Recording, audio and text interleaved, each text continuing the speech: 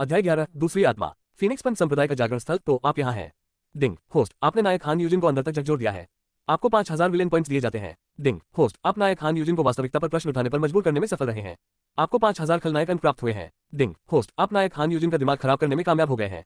आपको 5000 villain points मिले हैं। ये सूचनाएं हान यूजिन को मिले सदमे का नतीजा थी। उसका मन इस समय संशय में था। यह व्यक्ति बिल्कुल नौवें राजकुमार फैंग एशन जैसा दिखता था, बस उसके सामान्य कपड़े उसे अलग बनाते थे।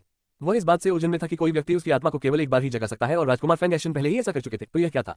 क्या यह व्यक्ति कोई दूसरा व्यक्ति था या कुछ और? जब वह इस बारे में सोच रहा था तो उसकी आंखें आश्चर्य से चौड़ी हो गईं, क्योंकि उसके मन में एक विचार आया जो प्रश्नवाचक स्वर में बुदबुदा रहा था। क्या उसका यह दावा सच था कि उसके पास वह खजाना है जो तुम्हें फिर से जगा सकता है? जैसे ही यह विचार उसके मन में आया, उसका सिर घूमने लगा और मतली आने लगी। हालांकि उसने खुद को नियंत्रित किया और खुद को तैयार किया। उसकी आंखें दृढ़ संकल्प से चमक रही थी। वह अपनी पहचान सबके सामने प्रकट करने वाला था, लेकिन अभी नहीं। अभी वही ये भी देखना चाहता था कि उसका दुश्मन किस तरह की आत्मा जागृत कर रहा है। गड़गड़ाहट, बिजली चमकना, आसमान में बादल और भी गहरे हो गए, मानो दिन रात जैसा लगने लगा हो। बिजली चमक रही थी और साथ में गरज भी हो रही थी। हवा के झोंके और भी तेज हो गए थे, मानो तूफान आने वाला हो। बिजली लगातार गड़गड़ा रही थी, मानो कोई क्रोधित दानव नींद से जाग उठा हो। हर बूंद से पूरे परिदृश्य में कंपन फैल रहा था। बिजली अंधेरे विस्तार में चमक रही थी और तूफान को क्षणिक चकाचौंध भरे फिटकों से रोशन कर रही थी। ये कुछ देर तक चलता रहा। उसके बाद ऊपर बादलों के बीच से एक सुनहरी चमकदार रोशनी प्रकट हुई जो एशन की ओर थी। सुनहरी रोशनी पहले एशन के चेहरे पर पड़ी और फिर उसके पूरे शरीर पर फैल गई। धीरे धीरे सुनहरी रोशनी तेज होती गई और आकाश के सुनहरे हो जाने से अंधेरा दूर हो गया। देखो, यह क्या है? इकट्ठी भीड़ में से एक आदमी ने आकाश की ओर इशारा करते हुए चिल्लाया। एक महिला ने अनुमान लगाया, यह एक छड़ी या डंडे जैसा दिखता है। सब लोग आकाश में प्रकट हुए इस कर्मचारी को भी देख रहे थे। यह छड़ी एक लोहे की छड़ के समान थी जिसके दोनों सिरों पर सोने की पट्टियां लगी हुई थी। क्या यह उसकी आत्मा है? लेकिन यह आत्मा इस घटना को जन्म क्यों दे रही है? एक बुजुर्ग ने अपनी दाढ़ी सहलाते हुए सोचा। यह एक साधारण छड़ी है और कुछ नहीं है। एक आदमी ने एशन की आत्मा का मजाक उड़ाते हुए टिप्पणी की। ये वाक्य सुनते ही बादलों से एक ऊंची आवाज गूंजी जो किसी विशालकाय व्यक्ति की लग रही थी। तुम मेरे हथियार को एक साधारण छड़ी कहने की हिम्मत करते हो? मरो मूर्ख। बादलों से प्रकाश की एक लाल किरण निकली जिसने इस आदमी को घेर लिया और फिर उसे जलाकर राख कर दिया। सभी की आंखें भय से चौड़ी हो गईं और वे उस स्थान से दूर चले गए जहां वह आदमी खड़ा था। इस हमले के पीछे की ताकत को जानने के लिए सभी ने फिर से आसमान की ओर अपनी निगाहें घुमा ली। और उन्हें ज्यादा देर तक इंतजार नहीं करना पड़ा, क्योंकि बादलों में एक विशाल मानव जैसा चेहरा दिखाई दिया जिसमें मानव और वानर दोनों की विशेषताएं थी। उसकी ज्वलन सुनहरी आंखें उसकी चतुर और शरारती प्रकृति को दर्शाती थी। उसके चेहरे पर सुनहरे बाल बंदर जैसे थे। उभरे हुए गालों और नुकीले कानों जैसी विशेषताएं उसके वानर जैसे रूखों और निखार रही थी। एमबंदर राजा ए सुन वुकोन, एक बुजुर्ग ने चौंकते हुए जोर से कहा और झुकते हुए घुटने टेक दिए। क्या? सभी ने आश्चर्य से बड़ी आंखों से प्रश्न किया, तथापि वे एल्डर के पीछे पीछे जमीन पर घुटनों के बल बैठ गए। वे सभी सुन वुकोन की कहानी जानते थे और जानते थे कि वह कैसा था। वह बिना पलक झपकाए हत्या कर देता था। इस समय दो लोगों, फैंग एशन और हान यूजिन को छोड़कर हर कोई घुटनों के बल बैठा था। यूजिन का कारण सरल था, वही कारण जो सभी नायकों का था, अपने माता पिता और स्वामी के अलावा किसी के सामने घुटने नहीं टेकने का। हालांकि एशन को घुटने टेकने की आवश्यकता महसूस नहीं हुई, क्योंकि यह सब उसकी आत्मा के कारण हो रहा था। एशन ने बिना कुछ बोले अपनी दृष्टि वानर राजा पर केंद्रित कर दी। सुन वुकोन की निगाहें एक क्षण के लिए यूजिन पर रुकी, फिर एशन पर रुकी। उन्हें इस बात की परवाह नहीं थी कि लोग उनके सामने घुटने टेकें, यह उनकी पसंद थी और वह इसके लिए किसी को दंडित नहीं करते थे।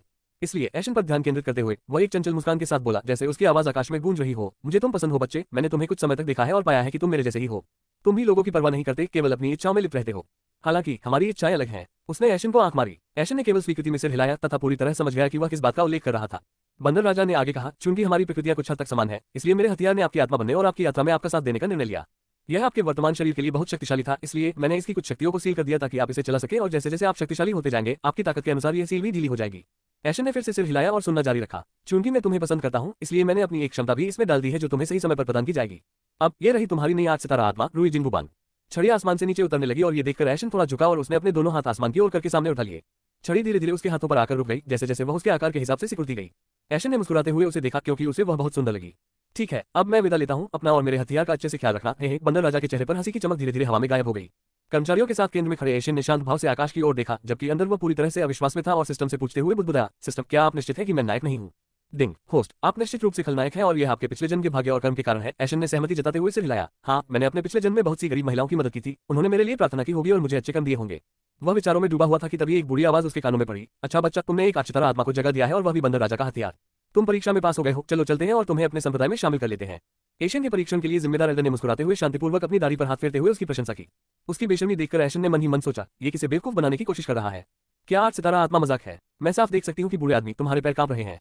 एशन ने सिर हिलाकर मना कर दिया, नहीं, मैं आपके संप्रदाय में शामिल नहीं होना चाहता।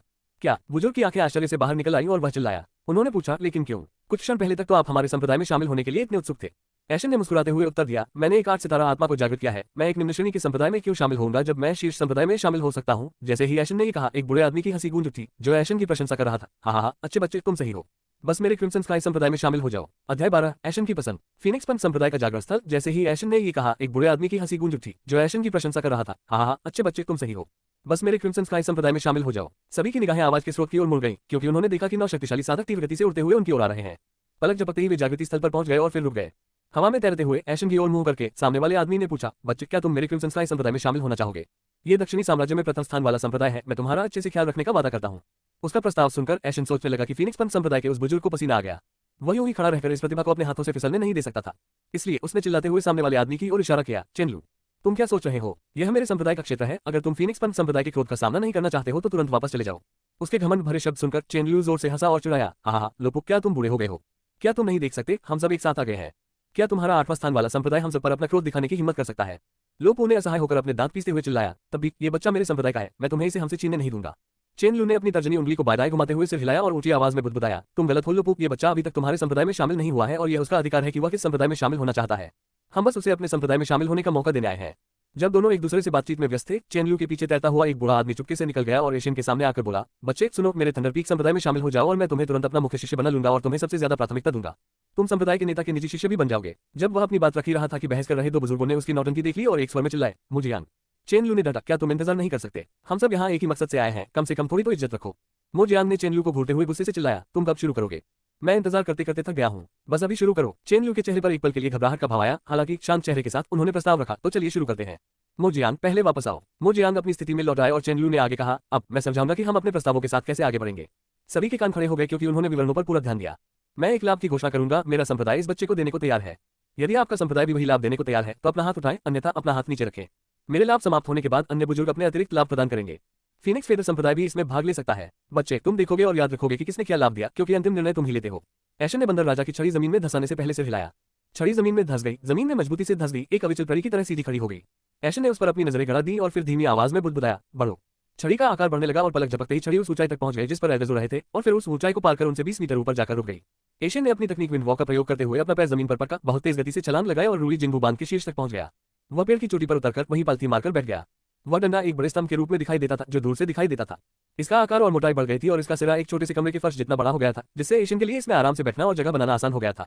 हर कोई इस दृश्य को मुंह खोले देख रहा था। जो बुजुर्ग ऊंची उड़ान भरते दिख रहे थे अब छोटे और जमीन के करीब दिखाई दे रहे थे, जबकि एशियन उन्हें नीचे देख रहा था। ये देखकर बुजुर्गों ने प्रशंसा में सिर हिलाया। इससे पता चला कि एशियन में एक साधक का गौरव था, हालांकि अभी वह उतना शक्तिशाली नहीं था। बुजुर्गों ने अपनी उड़ान की ऊंचाई बढ़ा दी और उसी ऊंचाई पर पहुंच गए जिस पर एशियन बैठा था। एशियन ने ये देखकर एक बार फिर कर्मचारियों की ऊंचाई बढ़ा दी। इस बार वह उनसे केवल 1 मीटर ऊपर था। एल्डर समझ गए थे कि वे एशियन पर हमला किए बिना यह खेल नहीं जीत सकते थे और वे उसे भर्ती करने आए थे, न कि उसे दुश्मन बनाने आए थे। इसलिए वे अपने स्थान पर खड़े होकर एशियन की ओर देखने लगे जो आराम से बैठा था। शीघ्र ही लोपू भी इन 9 बुजुर्गों में शामिल हो गया। तैयार होकर उन्होंने चेनलू की ओर सिर हिलाया और उसे प्रक्रिया शुरू करने के लिए कहा। चेनलू ने उनके अनुरोध का पालन करते हुए सिर हिलाया। उन्होंने अपना पहला प्रस्ताव चिल्लाकर कहा, मेरे संप्रदाय में शामिल होने पर आप सीधे एक मुख्य शिष्य बन जाएंगे। सभी ने हाथ उठाकर ये लाभ देने के लिए तैयार हो गए। एशियन ने सिर हिलाया जिससे चेनलू को आगे बढ़ने का संकेत मिला। मेरा संप्रदाय आपकी साधना को सर्वोच्च प्राथमिकता देगा तथा आपको आवश्यक सभी सहायता प्रदान करेगा। इस बार भी सभी ने हाथ उठाया। चेनलू ने आगे कहा, तुम्हारा अपना घर होगा और वह घर शिष्यों के घरों में सबसे आलीशान होगा। सभी हाथ फिर से उठे और चेनलू ने कहा, मेरा संप्रदाय आपकी आवश्यकताओं की पूर्ति के लिए 2 सेविकाएं उपलब्ध कराएगा। सभी ने हालांकि अनिच्छा से अपने हाथ उठाए। इस प्रस्ताव का मतलब था संप्रदाय के 2 शिष्यों को एशियन की सेवा के लिए भेजना और एशियन को उनके साथ कुछ भी करने की अनुमति देना। आप संप्रदाय के नेता के निजी शिष्य बन जाएंगे। इस बार लोपो को छोड़कर सभी ने अपने हाथ उठाए। उनके संप्रदाय के नेता के पास पहले से ही एक शिष्य था और उन्होंने घोषणा की थी कि वह एक और शिष्य नहीं लेंगे। उसके पास अकेले ये निर्णय लेने का अधिकार नहीं था और जब वह हिचकिचा रहा था तो एक मजबूत आवाज सभी के कानों में गूंजी, लोपो, तुम क्यों हिचकिचा रहे हो? यह आवाज सुनकर हान यूजिन की आंखें श्रद्धा से चमक उठी और वह बोला, गुरुजी। अध्याय 13 फेंगजू। लोपो, तुम क्यों हिचकिचा रहे हो? यह आवाज सुनकर हान यूजिन की आंखें श्रद्धा से चमक उठी और वह बोला, गुरुजी। आवाज के साथ ही एक स्त्री भयानक गति से उड़ती हुई सबके सामने प्रकट हुई। पलक झपकते ही वह एशियन और विभिन्न संप्रदायों के बुजुर्गों के सामने रुक गई। इस महिला के लंबे बैंगनी बाल उसकी पीठ के पीछे झरने की तरह बह रहे थे। उसकी लाल आंखें बादाम के आकार की आंखों में चमक रही थीं। उसके उभार बिल्कुल सही जगह पर थे और उसका कामुक शरीर उन उभारों को और भी निखार रहा था। वह सुनहरे रंग की सिलाई वाली लाल पोशाक पहने हुए थी। एक सख्त भाव के साथ वह अपनी शक्तिशाली आभा बिखेरते हुए अधिकार जता रही थी। उस सख्त भाव के साथ भी वह बेहद खूबसूरत लग रही थी। अपने सुडौल शरीर से वह किसी भी पुरुष का दिल जीत सकती थी। उसकी त्वचा रेशम जैसी मुलायम और छूने में चिकनी थी और उसके टाइट फिटिंग कपड़ों ने उसके उभारों को और भी उभार दिया था। एशियन उसे घूरते हुए अपने होंठ चाटने से खुद को रोक नहीं पाया। तस्वीर डिस्कॉर्ड में है। उसे देखते ही लोपो उसकी ओर दौड़ा और हाथ जोड़कर झुककर अभिवादन किया। लोपो संप्रदाय के नेता फेंगजू का अभिवादन करता है। उसने सिर हिलाकर पूछा, उसकी हिचकिचाहट का कारण जानने की मांग करते हुए, लोपो, तुम अभी क्यों हिचकिचा रहे थे? लोपो ने झुककर उत्तर दिया, संप्रदाय नेता, आपने घोषणा की थी कि आप हान यूजिन के बाद कोई अन्य शिष्य नहीं लेंगे, इसलिए मैं आपकी ओर से कोई वादा नहीं कर सकता। फेंगजू ने सहमति जताते हुए सिर हिलाया। वास्तव में आप एक कठिन परिस्थिति में थे। मुझे नहीं लगता कि संप्रदाय के नेताओं की ओर से ये प्रस्ताव देने के लिए बुजुर्ग उपयुक्त हैं। ये कहते हुए उसने एक निश्चित दिशा में घूरते हुए पूछा, क्या आप सहमत नहीं हैं, संप्रदाय के नेता? हाँ, जैसी कि उम्मीद थी, हम आपसे नहीं छिप सके फेंगजू। क्षेत्र में हंसी गूंज उठी जब 9 और साधक प्रकट हुए जो अलग अलग वस्त्रों में सजे थे और जिन पर उनके संबंधित संप्रदाय के प्रतीक कढ़ाई किए हुए थे। ये साधक राजा क्षेत्र के साधक थे, फेंगजू के समान और अपने अपने संप्रदायों के संप्रदाय नेता थे। उन्हें आते देख सभी बुजुर्ग अपने अपने बुजुर्गों के पास दौड़े। आग जैसे लाल बाल, बाघ जैसी आंखें और उभरी हुई मांसपेशियों वाला एक आदमी आगे आया और घोषणा की, मैं इस बच्चे को प्रस्ताव देने की भूमिका निभाऊंगा। क्या आप में से किसी को कोई समस्या है? फेंगजू ने जवाब में उस पर बस व्यंग्य किया, आप वह थकाऊ भूमिका ले सकते हैं, मुझे इससे कोई समस्या नहीं है। चेन लाओ के बड़े भाई और क्रिम्सन स्काई संप्रदाय के नेता थे। हमें भी इससे कोई समस्या नहीं है। अन्य संप्रदाय के नेताओं ने भी इस बात पर सहमति जताई। चेन लाओ ने सिर हिलाकर सुझाव दिया, ठीक है, तो फिर अपना कीमती समय बर्बाद किए बिना चलिए आगे बढ़ते हैं। वह आगे बढ़ा और एशन से 1 मीटर नीचे खड़ा हो गया। वह और दूसरे संप्रदाय के नेता पहले ही पूरा दृश्य देख चुके थे और एशन से ऊपर खड़े होने की कोशिश में अपना समय बर्बाद नहीं करना चाहते थे। वे उसे उसकी इच्छा पूरी करने दे सकते थे। उन्होंने ऊंची और आत्मविश्वास भरी आवाज में घोषणा करते हुए कहा, मेरा संप्रदाय आपको हर महीने 15,000 क्यूबी पत्थरों का वेतन प्रदान करेगा। सभी ने हालांकि अनिच्छा से अपने हाथ उठाए। 15,000 क्यूबी पत्थर कोई छोटी रकम नहीं थी। सामान्य शिष्यों को वेतन के रूप में 10 क्यूबी पत्थरों से ज्यादा नहीं मिलते थे। यहाँ तक कि संप्रदाय के नेता को भी प्रति माह 10,000 क्यूबी पत्थरों से ज्यादा खर्च करने की इजाजत नहीं थी। एशन को इतनी राशि देने का वादा करके उन्होंने उसे अपने संप्रदाय के लिए हथियाने के अपने दृढ़ संकल्प को दर्शाया। चेन लाओ ने ये देखते हुए कि कोई भी हार मानने को तैयार नहीं है, आगे कहा, मेरा संप्रदाय आपको हर महीने अपनी पसंद की 10 कीमती जड़ी बूटियां मुफ्त में खरीदने की अनुमति देगा। इस बार सभी के साथ 2 हाथ नहीं उठाए गए थे। 9वें और 10वें स्थान पर आने वाले संप्रदाय इटर्नल ब्लॉसम पवेलियन और सेलेस्टियल हार्मोनी संप्रदाय ही थे जो ये लाभ प्रदान कर सकते थे। उनके लिए कीमती जड़ी बूटियां खजाने की तरह थी और एशन को उन्हें मुफ्त में ले जाने देना कुछ ऐसा था जिस पर वे सहमत नहीं थे। चेन लाओ और अन्य संप्रदाय के नेताओं के चेहरे पर मुस्कान आ गई जब उन्होंने देखा कि उनके 2 प्रतिस्पर्धी पीछे रह गए हैं। चेन लाओ ने एक और प्रस्ताव दिया, आप हमारी लाइब्रेरी से कोई भी कला ले सकते हैं, संप्रदाय के अन्य अनुयायियों की तरह आप पर कोई प्रतिबंध नहीं होगा। सभी ने हाथ उठाए। किसी प्रतिभाशाली व्यक्ति को ज्ञान तक पहुंच देने का वादा करना कोई मुश्किल काम नहीं था। एशन, जो इस पूरे समय चुप रहा और उनकी पेशकशें सुनता रहा, उसे यह प्रक्रिया काफी उबाऊ लगी। वे कब तक पेशकश करते रहेंगे? इसलिए मामले को अपने हाथों में लेने का निर्णय करते हुए वह बैठे हुए आसन से उठे और अपना हाथ उठाया, जिससे चेन लाओ को दूसरा प्रस्ताव देने से रोक दिया गया। उन्होंने अपना मुंह खोला और ऊंची और स्पष्ट आवाज में बुदबुदाया ताकि सब सुन सके, अगर आप मुझसे पूछे तो संप्रदाय चुनने का यह तरीका काफी थकाऊ है और बहुत समय बर्बाद करता है। इसलिए मेरे पास एक प्रस्ताव है। संप्रदाय के नेताओं को उनकी बातें तर्कसंगत लगी और उन्होंने पूछा, यह क्या है? एशन उनकी रुचि प्राप्त करने में सफल रहे और मुस्कुराते हुए प्रस्ताव रखा, मैं जो लाभ चाहता हूं उसकी घोषणा करूंगा और यदि आप उसे प्रदान करने के लिए तैयार हैं तो अपना हाथ उठाएं, अन्यथा इसे नीचे रखें। सरल है ना? संप्रदाय के नेताओं ने सिर हिलाया। उन्हें लगा कि यही तरीका ज्यादा बेहतर है। बेतरतीब ढंग से लाभ देने के बजाय एशन के लिए संप्रदाय में अपनी इच्छा के अनुसार मांगना ज्यादा उपयुक्त होगा। एशन ने मुस्कुराते हुए घोषणा की, मैं देख रहा हूं कि आप मेरे प्रस्ताव से सहमत हैं, इसलिए मैं पहली मांग से शुरुआत करूंगा। ऊंची आवाज में उन्होंने कहा, मुझे किसी के सामने झुकना पसंद नहीं है, इसलिए मैं चाहूंगा कि संप्रदाय मुझे किसी को भी अभिवादन करने से छूट दे, चाहे वह संप्रदाय का नेता ही क्यों न हो। उसकी मांग सुनकर संप्रदाय के नेताओं की आंखें चौड़ी हो गईं, क्योंकि उन्हें लगा कि उसकी मांग उचित नहीं है। अपने बड़ों का अभिवादन करना एक शिष्य का आदर सत्कार था। यह एक ऐसा शिष्टाचार था जिसका पालन सभी को करना होता था। उसे इससे मुक्त करने का मतलब था कि उसे किसी का आदर करने की जरूरत नहीं थी। वे कुछ हिचकिचाए, तभी एक हाथ हवा में उठा। चेन लाओ ने घोषणा की, मैं ये लाभ देने के लिए तैयार हूँ। अगर आप में प्रतिभा है तो आपको इस शिष्टाचार का पालन करने की जरूरत नहीं है, मैं यही मानता हूँ।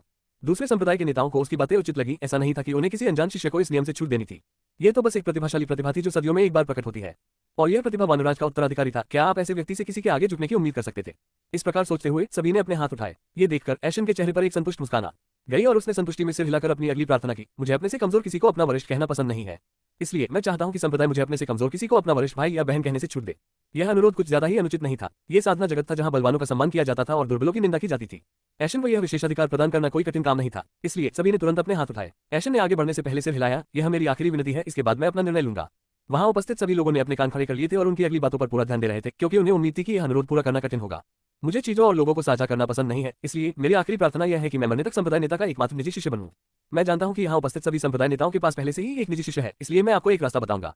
अपने निजी शिष्य को संप्रदाय से निकाल दो, उसके साथ सभी संबंध तोड़ दो और केवल मुझ पर ध्यान केंद्रित करो। क्या? सभी लोग चौंक कर आंखें फाड़कर चिल्लाए। एक निजी शिष्य अपने गुरु के लिए बच्चे जैसा होता है, उनका बंधन अटूट होता है। इस बार एशन का अनुरोध पूरा करना बहुत मुश्किल था। क्षेत्र में सन्नाटा छा गया क्योंकि संप्रदाय के नेता अपने विकल्पों और निर्णय पर विचार कर रहे थे। कुछ ही देर में थंडरपीक संप्रदाय के नेता ने हाथ उठाकर घोषणा की, मैं ये शर्त मानने को सहमत हूँ। मेरे 2 निजी शिष्य हैं और यदि आप मेरे संप्रदाय में शामिल हो गए तो मैं उन्हें संप्रदाय से निष्कासित कर दूंगा। एशन ने केवल सिर हिलाया और अन्य संप्रदाय के नेताओं की ओर देखा जो उनके उत्तर की प्रतीक्षा कर रहे थे। इस घोषणा से संप्रदाय के नेताओं पर पहले से ही दबाव बढ़ गया। कुछ देर बाद एक और हाथ उठा। चेन लाओ ने घोषणा की, मैं भी सहमत हूँ। 2 संप्रदाय के नेताओं के पहले से ही सहमत होने के बाद शेष संप्रदाय के नेताओं के लिए सहमत होना आसान हो गया, क्योंकि उन्हें हृदयहीन नहीं कहा जाएगा, क्योंकि उनसे पहले 2 लोग सहमत हो गए थे। धीरे धीरे एक एक करके और हाथ हवा में उठने लगे क्योंकि अधिकांश संप्रदाय के नेता सहमत हो गए। अंत में केवल 2 संप्रदाय के नेता ही बचे, इटर्नल ब्लॉसम पेविलियन के संप्रदाय के नेता और फेंगजू, जिनके चेहरे पर तनाव और विरोधाभास था। हालांकि कुछ क्षणों के बाद पूर्व संप्रदाय नेता ने भी अपना हाथ उठाया। एशन के अनुरोध पर सहमति व्यक्त की, केवल फेंगजू को अकेला छोड़ दिया। जब वह हवा में तैरते हुए अपने निर्णय पर विचार कर रही थी तो किसी का दिल उत्सुकता और चिंता से तेजी से धड़क रहा था। हान यूजिन का भविष्य इस समय उसके निर्णय पर दांव पर लगा हुआ था। वह उम्मीदों से उसकी ओर देख रहा था और बुदबुदा रहा था, मास्टर कृपया। हालांकि उसके चेहरे पर निराशा झलक रही थी क्योंकि उसने फेंगजू का हाथ धीरे धीरे हवा में उठता देखा। निराशा से भरी खोई हुई नजर से उसने बुदबुदाया, नहीं गुरु। अध्याय 14 संप्रदाय में शामिल होना। हान यूजिन का भविष्य इस समय उसके निर्णय पर दांव पर लगा हुआ था। वह उम्मीदों से उसकी ओर देख रहा था और बुदबुदा रहा था, मास्टर कृपया। हालांकि उसके चेहरे पर निराशा झलक रही थी क्योंकि उसने फेंगजू का हाथ धीरे धीरे हवा में उठता देखा। निराशा से भरी खोई हुई नजर से उसने बुदबुदाया, नहीं गुरु। फेंगजू ने आह भरते हुए अपना हाथ धीरे धीरे आधी ऊंचाई तक उठाया और फिर अपना हाथ नीचे कर लिया। उसने अपना सिर हिलाया। दृढ़ चेहरे के साथ सीधे एशन की ओर देखते हुए उसने ऊंची आवाज में घोषणा की, मैं अपने निजी शिष्य को नहीं छोड़ूंगी। मेरा वचन इतना हल्का नहीं है। अगर मैंने उसे अपने अधीन पढ़ाने का वादा किया होता तो मैं अंत तक ऐसा करती, भले ही मुझे एक प्रतिभाशाली व्यक्ति को खोना पड़े। उसकी बातें सुनकर हान यूजिन के चेहरे पर मुस्कान आ गई, जबकि संप्रदाय के नेता मुंह बनाने लगे। क्या उसके शब्दों का मतलब यह नहीं था कि उनके शब्दों का कोई मूल्य नहीं था? वह उनकी प्रतिष्ठा पर सीधा प्रहार कर रही थी। दूसरी ओर एशन ने अपनी भौहें उठाई और पुष्टि के लिए पूछा, ओह, क्या तुम्हें यकीन है? क्या तुम्हें डर नहीं है कि ऐसा करने से तुम मुझसे दुश्मनी मोल ले लोगे? फेंग जू ने सिर हिलाया और दृढ़ निश्चय के साथ उत्तर दिया, हाँ, मुझे यकीन है। ऐशन ने हान यूजिन की ओर देखते हुए मन ही मन सोचा, लगता है उसकी किस्मत उसे बचा रही है। मैं देखना चाहता था कि क्या मैं उसे संप्रदाय छोड़ने पर मजबूर कर सकता हूं, लेकिन लगता है मैं असफल रहा। साफ है, इस संप्रदाय की मुखिया का हाथ उठाने का इरादा था, लेकिन बीच में ही उसने अपना इरादा बदल दिया। जरूर हान यूजिन की किस्मत ही होगी। डिंग, होस्ट, आपकी अटकलें सही हैं। जब मैंने काप विलेज में उसका लक स्कैन किया था तो उसके लक पॉइंट 16,000 थे, लेकिन जब आपने उसे भीड़ में से देखा तो उसके लक पॉइंट बढ़कर 140,000 हो गए। अभी उसके लक पॉइंट 120,000 है। ऐशन ने सिर हिलाकर पुष्टि मांगी, तो क्या आप ये कहना चाहते हैं कि दुनिया ने फेंग जू के फैसले को बदलने के लिए अपने भाग्य के अंक खर्च कर दिए? डिंग, वास्तव में मेजबान फेंग जू की उच्च साधना के कारण उसका मन बदलने के लिए 20,000 भाग्य अंक लगे। सिस्टम से पुष्टि प्राप्त होने पर एशियन के संदेह दूर हो गए। ये दुनिया नायक के भाग्य अंक खर्च करके उसकी मदद करती है, इसलिए एशियन नायक को तब तक नहीं मार पाएगा जब तक उसके भाग्य अंक 0 न हो जाए। यदि उसने इससे पहले कुछ प्रयास किया तो दुनिया नायक के भाग्य बिंदुओं का उपभोग करेगी, उसे उसकी परीक्षा से बचाएगी और एशियन के प्रयासों को बर्बाद कर देगी। नायक के भाग्य बिंदुओं में मुख्य रूप से नायिकाओं का योगदान होता है। वह जितनी ज्यादा प्रतिभाशाली और भाग्यशाली नायिकाओं का पीछा करेगा, उसका भाग्य उतनी ही तेजी से बढ़ेगा। इसी तरह अगर एशियन किसी नायिका को नायक के खिलाफ कर दे तो उसके भाग्य बिंदु कम हो जाएंगे। एशियन ने फेंग जू को विचारमग्न नजरों से देखा, ऐसा लग रहा था जैसे वह अपना निर्णय ले रहा हो। कुछ क्षणों के बाद एशियन ने सिर हिलाकर घोषणा की, मैंने अपना निर्णय ले लिया है। संप्रदाय के नेताओं की आंखें प्रत्याशा से चमक रही थी, जैसे जैसे वे करीब आ रहे थे, जबकि फेंग जू आश्वस्त थी कि एशियन उसके संप्रदाय को नहीं चुनेगी। पीछे मुड़ी और जाने की तैयारी कर रही थी। हालांकि वह रुक गई क्योंकि उसकी आंखें भी एशियन का जवाब सुनकर वहां मौजूद सभी लोगों की तरह आश्चर्य से चौड़ी हो गई। मैं फीनिक्स पंथ संप्रदाय में शामिल हो रही हूँ क्या? वहां उपस्थित सभी लोगों ने आश्चर्य से पूछा। वे आशा करते थे कि एशियन उन 9 संप्रदायों में से किसी एक को चुनेगा जिसने उसकी सभी शर्तें मान ली थी, न कि फीनिक्स पंथ संप्रदाय को जिसने उसकी अंतिम इच्छा को अस्वीकार कर दिया था। फेंग जू ने पलटकर देखा तो एशियन उसे देखकर मुस्कुरा रहा था। एशियन के उत्तर से भ्रमित चेन लाओ ने ऊंची आवाज में पूछा, लेकिन क्यों? क्या उसने आपके अनुरोध को स्वीकार नहीं किया? एशियन ने सिर हिलाया और ऊंची आवाज में बुदबुदाया, वास्तव में, और इसीलिए मैंने उसके संप्रदाय में शामिल होने का फैसला किया। उन्होंने अपनी तर्जनी उंगली उठाते हुए कहा, देखिए, मेरा अंतिम अनुरोध ये देखने के लिए था कि भविष्य में यदि मुझसे अधिक प्रतिभाशाली कोई सामने आया तो क्या आप मुझे छोड़ देंगे? यदि आप अपने वर्तमान शिष्यों को त्याग सकते हैं तो क्या आप भविष्य में मुझे भी नहीं त्याग सकते? केवल फीनिक्स पंथ संप्रदाय की संप्रदाय प्रमुख ने ही मेरे अनुरोध को अस्वीकार कर दिया और मेरी परीक्षा पास कर ली। इसलिए मैंने उनके संप्रदाय में शामिल होने का फैसला किया। संप्रदाय प्रमुखों के शिष्यों का एहसास और भी गहरा हो गया जब उन्होंने समझ में सिर हिलाया। उन्होंने उसकी बुद्धि और उसे परखने के तरीके की सराहना की। हालांकि उन्हें अपने पिछले फैसले पर शर्म आ रही थी, फिर भी वे एशियन के तरीके से सहमत थे। चेन लाओ जोर से हंसे और प्रशंसा की, बहुत बढ़िया। अपने स्वभाव को परखने का ये कितना बढ़िया तरीका है, जैसा कि एक प्रतिभाशाली व्यक्ति से अपेक्षा की जाती है। मुझे यह एहसास दिलाने के लिए धन्यवाद कि मैं अपने शिष्यों को छोड़ने के बारे में सोचकर कितना गलत था। एशियन ने हल्के से झुककर अपना आभार व्यक्त किया, आपकी समझ के लिए धन्यवाद। हालांकि कृतज्ञता के भाव में वह मुस्कुराया और मन ही मन सोचा, कैसी परीक्षा। यदि आप अपने शिष्यों को निर्वासित न भी करें तो भी मैं आपके संप्रदाय में शामिल नहीं होऊंगा। मैंने पहले ही हान यूजिन के पीछे जाने का फैसला कर लिया था, और अगर हान यूजिन यहाँ न भी होती तो भी मैं इस हॉट मिल्क की वजह से इस संप्रदाय में शामिल हो जाता। वह मेरे लिए तुम्हारे सभी प्रतिष्ठित संप्रदायों को ठुकराने के लिए काफी है। उसने अपने होंठ चाटने से पहले फेंग जू को थोड़ा सा देखा, हालांकि ये क्रिया सभी से छिपी हुई थी। चेन लाओ ने फिर से हंसते हुए वादा किया, हाँ बच्चे, मैं तुम्हें पसंद करता हूँ। आज से मैं तुम्हारा समर्थन करूंगा। हालांकि तुम दूसरे संप्रदाय में शामिल हो गए हो, फिर भी मैं तुमसे कोई दुश्मनी नहीं रखूंगा और भविष्य में तुम्हारी एक मांग पूरी करने का वादा करता हूँ। अब मैं विदा लेता हूँ। हालांकि जब वह जाने के लिए मुड़ा तो वह रुक गया और उसने अपना सिर वापस एशियन की ओर घुमाते हुए पूछा, बच्चे, तुमने मुझे अपना नाम नहीं बताया, वह क्या है? एशियन सीधे खड़े होकर गर्व से घोषणा करने लगे, वांग एशियन। कुछ सेकंड के लिए उनका नाम पूरे क्षेत्र में गूंजता रहा। चेन लाओ ने मुस्कुराते हुए तारीफ की, वांग एशियन, हम वाकई अच्छा नाम है, मैं इसे याद रखूंगा। एशियन ने उसकी ओर सिर हिलाया। चेन लाओ चेन लू के साथ एक निश्चित दिशा में उड़कर अपने संप्रदाय की ओर चले गए। उनके समान अन्य संप्रदाय के नेताओं ने भी अपने अपने संप्रदायों के लिए रवाना होने से पहले अपनी कृतज्ञता और प्रशंसा व्यक्त की। उनके जाने के बाद एशियन ने अपनी नजर फेंग जू की ओर घुमाई। वह एक घुटने पर बैठ गया, अपना सिर झुकाते हुए चिल्लाया, शिष्य गुरु को नमस्कार करता है। फेंग जू ने आदेश देते हुए सिर हिलाया, अच्छा, अब जमीन पर लौट जाओ, हमें पहले औपचारिकताएं पूरी करनी है। एशियन ने उसकी आज्ञा का पालन करते हुए सिर हिलाया और अपनी नजरें अपने कर्मचारियों पर टिका दी। धीमी आवाज में बुदबुदाया, सिकुड़ो। छड़ी सिकुड़ने लगी और एशियन उससे कूदकर जमीन पर आ गिरा। रूई जिंगू बंद अपने सामान्य आकार में लौट आया, इससे पहले कि एशियन चाहता कि वह उसके पास वापस आ जाए। जमीन से खुद को मुक्त करते हुए यह एशियन के शरीर में प्रवेश कर गया और दृष्टि से ओझल हो गया। फेंग जू भी जमीन पर लौट आए और एशियन के सामने खड़ी होकर बोली, मेरे पीछे आओ। एशियन ने सिर हिलाया और पीछे से उसका पीछा करने लगा। हालांकि उसकी निगाहें उसके हिलते हुए और गोल नितंबों पर ही टिकी रहीं। उसकी कमर बाएं और दाएं हिल रही थी, वह सुरुचिपूर्ण ढंग से चल रही थी। जैसे ही वे संप्रदाय के जागरण स्थल से बाहर निकले, भीड़ ने उनके लिए रास्ता बना दिया। हान यूजिन और दोनों बहनें फेंग जू की ओर दौड़ी और उसके सामने रुककर हल्के से झुककर अभिवादन किया। गुरु शिष्य संप्रदाय नेता का अभिवादन करता है। फेंग जू ने हान यूजिन का परिचय एशियन से कराते हुए उनकी ओर सिर हिलाया। एशियन, यह मेरा दूसरा शिष्य हान यूजिन है, आप इसे वरिष्ठ भाई कह सकते हैं। एशियन ने खुद से कहा, मैं उसे सीनियर भाई कह रहा हूँ। तुम मजाक कर रही हो? और एशियन ने सिर हिलाते हुए झुककर उत्तर दिया, माफी चाहता हूँ गुरुवर, मैं अपने से कमजोर किसी को अपना बड़ा भाई नहीं कह सकता। हान यूजिन की आंखें गुस्से से चौड़ी हो गई और वह चिल्लाया, तुम्हारे कहने का क्या मतलब है कि मैं तुमसे कमजोर हूँ? मैं एक शारीरिक परिवर्तन क्षेत्र का साधक हूँ, जबकि तुमने अभी अभी अपनी आत्मा को जागृत किया है। फेंग जू भी सहमत हुई, यूजिन सही एशियन है। एशियन ने अपना सिर हिलाते हुए बताया, मैं भी शरीर परिवर्तन के क्षेत्र में हूँ। क्या? सभी ने चिल्लाते हुए पूछा। फेंग जू ने एक पल भी इंतजार किए बिना एशियन का हाथ पकड़ लिया, उसकी साधना का निरीक्षण किया। उसके चेहरे पर एक घबराहट भरी अभिव्यक्ति प्रकट हुई। वह सदमे में बुदबुदाए, हवा सच कह रहा है क्या? हान यूजिन की पुतलियां इतनी बड़ी हो गई कि ऐसा लग रहा था कि वे बाहर निकल आएंगी। वह 1 महीने से साधना कर रहा था और अभी शरीर परिवर्तन की अवस्था में था, जबकि यह व्यक्ति अपनी आत्मा को जागृत करने के तुरंत बाद इस अवस्था में पहुंचा था। हालांकि उसे अपनी पहचान पर शक था, फिर भी यूजिन ने सबके सामने शर्मिंदा होने के बजाय अकेले में उससे पूछने का फैसला किया। कौन यकीन करेगा कि यह व्यक्ति भी वही बेकार है जिसमें एक सितारा आत्मा है? कैसे? हान यूजिन ने अपने गुरु की ओर उत्तर की ओर देखते हुए प्रश्न किया। फेंग जू ने अपना सिर हिलाकर अपनी लाचारी का संकेत देते हुए एशियन से पूछा, एशियन, क्या तुम बता सकते हो कि क्या हुआ? एशियन ने शांत स्वर में समझाने से पहले सिर हिलाया, मैं बंदर राजा द्वारा मुझे मेरी आत्मा दिए जाने के बाद आगे बढ़ा। यह उसकी शक्ति ही होगी। फैंग जू ने सिर हिलाया। वह जवाब नहीं दे सकी क्योंकि वह बंदर राजा की शक्ति का अंदाजा भी नहीं लगा सकी, इसलिए उसने इसे जाने दिया। ऐशन ने उसकी ओर देखते हुए विनम्रता से पूछा, गुरुजी, अब मुझे उन्हें वरिष्ठ भाई कहने की आवश्यकता नहीं है ना? फैंग जू ने सिर हिलाया। हाँ, आप अपनी इच्छानुसार उसे उसके नाम से बुला सकते हैं। यही वजह थी कि ऐशन ने यह मान की कि उसे अपने से कमजोर किसी को बड़ा भाई कहने के लिए मजबूर न किया जाए। वह हान यूजिन को अपना बड़ा भाई तो नहीं कह सकता था, है ना? ठीक है, चलो संप्रदाय की ओर चलते हैं, फैंग जू ने आगे बढ़ने से पहले कहा। ऐशन और दोनों बहनें उसके पीछे चली गईं, जबकि यूजिन गुस्से में दांत पीस रहा था। अध्याय 15, नया घर। ठीक है, चलो संप्रदाय की ओर चलते हैं, फैंग जू ने आगे बढ़ने से पहले कहा। ऐशन और दोनों बहनें उसके पीछे चली गईं, जबकि यूजिन गुस्से में दांत पीस रहा था। बी वेली ने मुस्कुराते हुए फैंग जू के पीछे चलते हुए एशियन को अपना परिचय दिया। नमस्ते भाई एशियन, मेरा नाम बी वेली है और यह मेरी बहन बी शियू है। उसने बी शियू की ओर इशारा किया। कलह में बी वेली की तस्वीर, कलह में बी शियू की तस्वीर। उन्होंने गर्व से कहा, हम दोनों बी परिवार से हैं जो दक्षिणी साम्राज्य का सबसे धनी परिवार है। डिंग। होस्ट, बी वेली नायक खान यूजिन की प्रेमिका है जो उसे नायिका बनाती है। डिंग। होस्ट, बी शियू एक नायक खान यूजिन की प्रेमिका है जो उसे नायिका बनाती है। सिस्टम से प्राप्त इन संदेशों को देखकर ऐशन की आंखें उत्सुकता से चमक उठी। उन्होंने बी वेली को एक सौ में मुस्कान दी और उनका अभिवादन किया। नमस्ते बहन वेली, चलिए मिलकर चले। फिर वह भी शियू की ओर मुड़ा और एक आकर्षक मुस्कान के साथ उसका अभिवादन किया। आपसे मिलकर अच्छा लगा बहन शियू, मुझे उम्मीद है कि आप भविष्य में मेरा ख्याल रखेंगी। शियू ने आंखों के कोनों से उसे देखा और फिर हल्के से सिर हिलाया। ऐसा लग रहा था कि उसे उसमें जरा भी दिलचस्पी नहीं थी और इसी बात ने उसे उत्तेजित कर दिया। वह मन ही मन मुस्कुराया और मन ही मन मुस्कुराया। ओह, तो तुम बहुत सख्त किस्म के हो। हे, मुझे तुम्हें तोड़ने में मजा आएगा। दरअसल वह इन सख्त महिलाओं को पसंद करता था क्योंकि उन्हें अपने अधीन रखना हमेशा मजेदार होता था और वे उसके ड्रैगन से उनमें प्रवेश करने की भीख मांगती थी। इसके अलावा ऐशन की पसंद के हिसाब से उसका शरीर एकदम सही था। जब उसने उसे देखा तो उसने उसे अपना बनाने का फैसला कर लिया था। हालांकि वेली खूबसूरत थी, फिर भी शियू ऐशन को पसंद थी। इस समय यूजिन की आवाज उसके कानों में पड़ी और उसने वेली को चेतावनी दी, उससे बात मत करो बहन वेली, वह अच्छा इंसान नहीं है। उसकी बातें सुनकर ऐशन के चेहरे पर मुस्कान आ गई और उसने अपना सिर झुकाकर भौहें चढ़ाते हुए पूछा, ओह, आप तो ऐसे बोल रहे हैं जैसे आप मुझे अच्छी तरह जानते हो। लेकिन मुझे याद नहीं कि मैं आज से पहले आपसे मिला हूं, तो आपने ये कैसे मान लिया कि मैं अच्छा इंसान नहीं हूं? इस तरह से सवाल पूछे जाने पर यूजिन ने हकलाते हुए बहाने बनाने की कोशिश की। वाह, मुझे बस यही लगा कि तुम एक अच्छे इंसान नहीं हो और कुछ नहीं। मेरी भावनाएं हमेशा सही होती हैं और कभी मुझे निराश नहीं करती। यूजिन यूं ही यह बात नहीं कह सकता था कि उसे शक था कि ऐशन वही नौवा राजकुमार है जो पूरे साम्राज्य में एक बर्बाद इंसान के रूप में मशहूर था। कौन उस पर यकीन करेगा? इसलिए उसने यूं ही यह बेतरतीब बहाना बना दिया। बी वेली ने अपना सिर हिलाते हुए आश्वस्त स्वर में कहा, भाई यूजिन, आपको किसी व्यक्ति के बारे में इतनी जल्दी राय नहीं बनानी चाहिए। किसी को बुरा व्यक्ति समझने से पहले उसे अच्छी तरह जान ले। यूजिन अपनी लाचारी के कारण निराश होकर सिर हिलाते हुए बोला, ठीक है, मैं इसे ध्यान में रखूंगा। जैसे ही उसने ये कहा, संप्रदाय की मुखिया रुक गई और पीछे मुड़कर ऐशन की ओर देखते हुए मुस्कुराते हुए बोली, ऐशन, ये तुम्हारा घर होगा। वादे के मुताबिक ये हमारे संप्रदाय का सबसे बड़ा और सबसे आलीशान घर है। तुम्हारी वर्दी घर के अंदर है। बड़े साहब ने तुम्हारे संप्रदाय का टोकन और तुम्हारी जरूरत की चीजें पहले ही अंदर रख दी हैं। क्या? यूजिन और वेली ने ऐशन के घर को देखकर चिल्लाया, जबकि शियू की आंखें आश्चर्य से थोड़ी चौड़ी हो गई। घर किसी हवेली जितना बड़ा था जिसकी दीवारों पर सुनहरे ड्रैगन के डिजाइन थे। दरवाजे काले रंग के थे और इतने बड़े थे कि एक गाड़ी भी उनसे होकर गुजर सकती थी।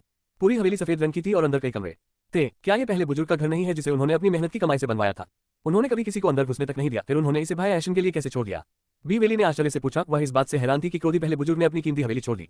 फैंग जू ने अनमने भाव से बताया, ऐशन, तुमसे वादा किया गया था कि 2 नौकरानियां कुछ ही दिनों में भेज दी जाएंगी, तब तक तुम्हें ही प्रबंध करना होगा। मैं अपने वादे पूरे न कर पाने के लिए क्षमा चाहता हूं। हालांकि ऐशन को कोई आपत्ति नहीं थी। उसने मुस्कुराते हुए अपना सिर हिलाते हुए कहा, कोई बात नहीं, मैं कुछ दिनों तक काम चला सकता हूं और आपको मुझसे किसी भी चीज के लिए माफी मांगने की जरूरत नहीं है गुरुजी। अब मैं आपका शिष्य हूं और आप जो भी निर्देश देंगे मैं उसका पालन करूंगा। फैंग जू के चेरी रंग के होठों पर एक राहत भरी मुस्कान दिखाई दी जब उसने जवाब देने से पहले सिर हिलाया। ठीक है, आपको थोड़ा आराम करना चाहिए, मैं अब चलती हूँ। फैंग जू के जाने से पहले ऐशन ने उसे सिर हिलाया। केवल ऐशन, यूजिन और दोनों बहनें हवेली के बाहर खड़ी रहीं। वेली ऐशन के पास गई और हवेली देखकर आश्चर्य व्यक्त करते हुए बोली, भाई ऐशन, इस विशाल हवेली के लिए बधाई। यहाँ तक कि बड़ों के घर भी इससे छोटे होते हैं। आप सचमुच भाग्यशाली हैं। काश मैं भी इतने बड़े घर में रह पाती। संप्रदाय में पैसा कोई मायने नहीं रखता, इसलिए हमें अपने शिष्यत्व के अनुसार एक छोटे से घर में रहना पड़ता है। वह ऐशन से सचमुच ईर्ष्या करती थी और उसे हवेली में रहने की याद आती थी। उसके परिवार में भी ऐसी ही एक हवेली थी। हालांकि संप्रदाय में घर पाने के मामले में परिवार का प्रभाव ज्यादातर बेकार था। ऐशन ने यह बात पहचानते हुए मुस्कुराते हुए जवाब दिया, अगर तुम सच में इस हवेली में रहना चाहते हो तो यह इतना मुश्किल नहीं है। यह इतनी बड़ी है कि इसमें एक से ज्यादा लोग रह सकते हैं। तो क्यों न तुम मेरे साथ इस हवेली को साझा करो और यहाँ रहने आओ।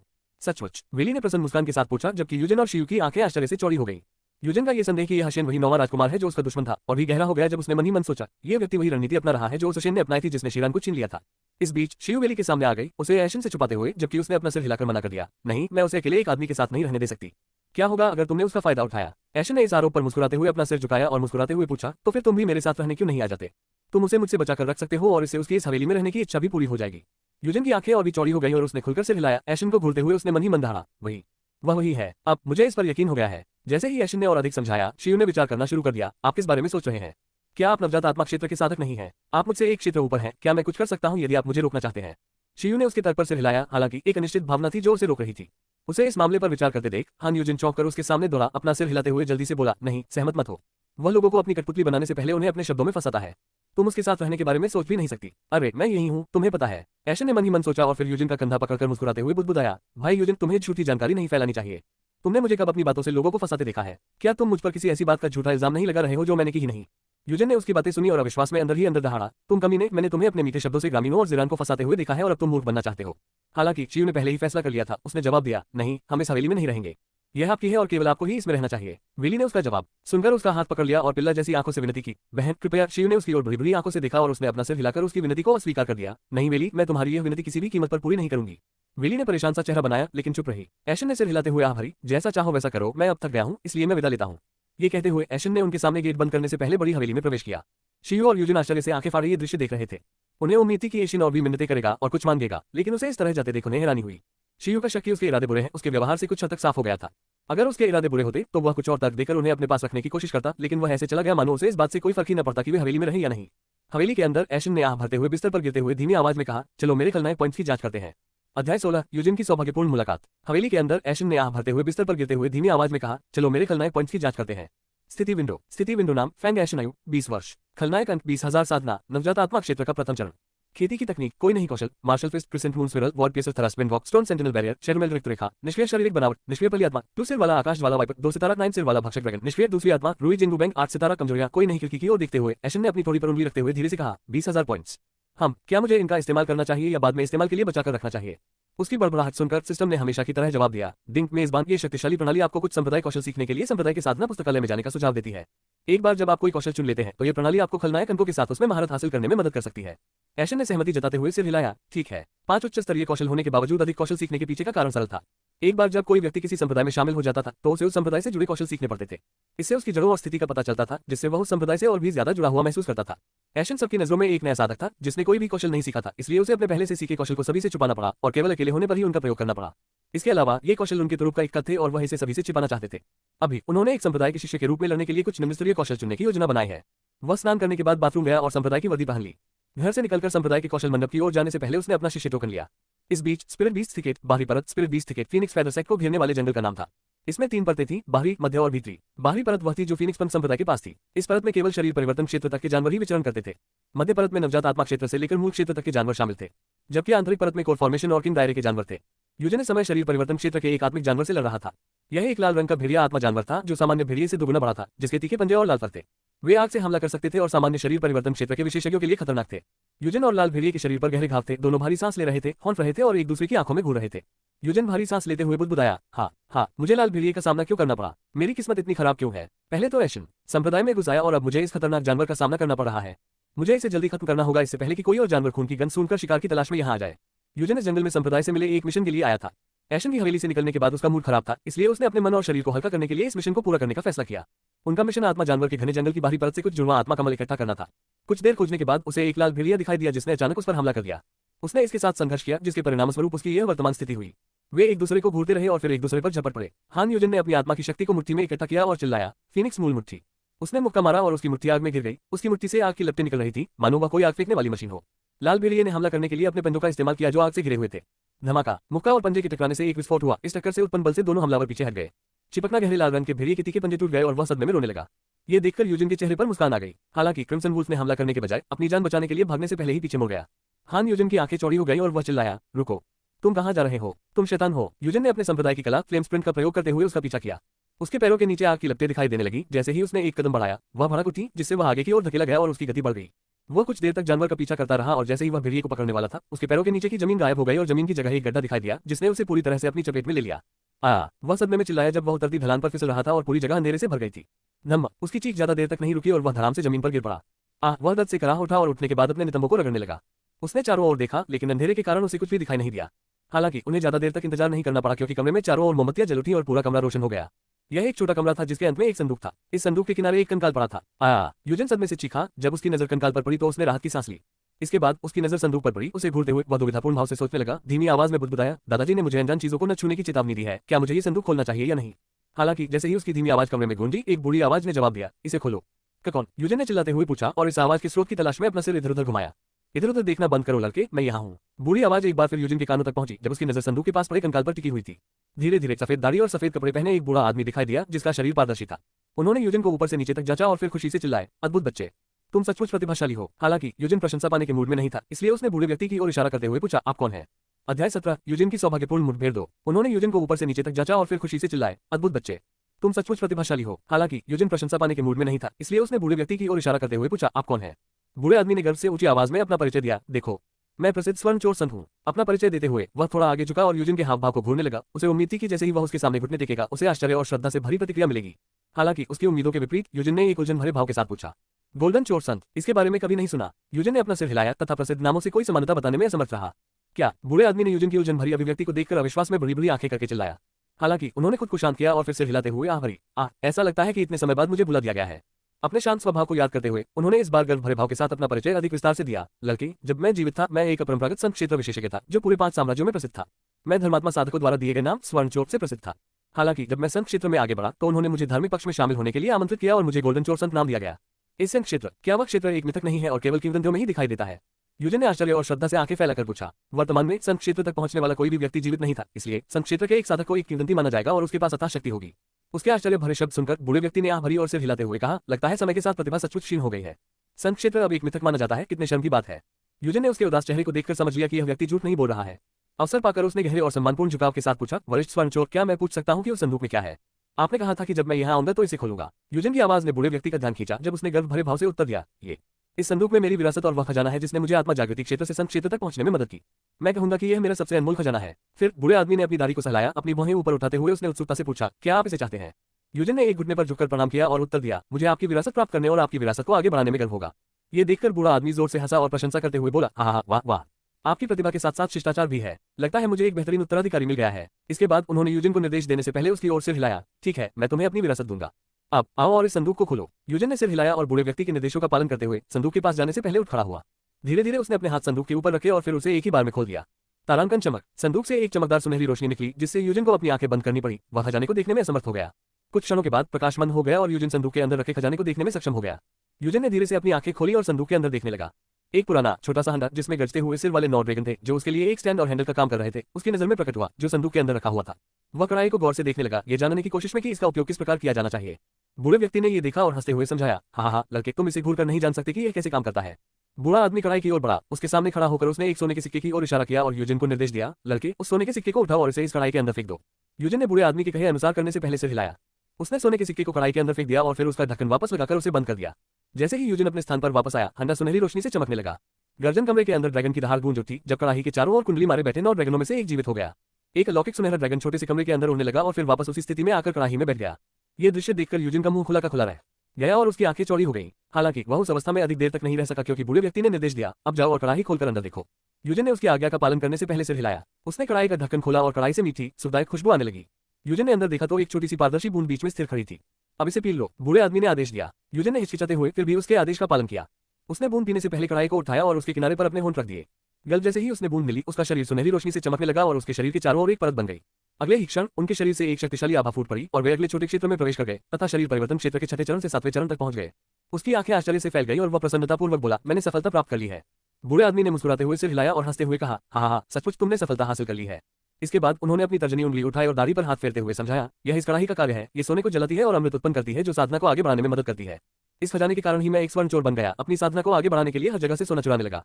अभी तो इसमें कम सोना लगता है, लेकिन जितना ज्यादा आप इसका इस्तेमाल करेंगे उतना ही ज्यादा सोना चाहिए होगा।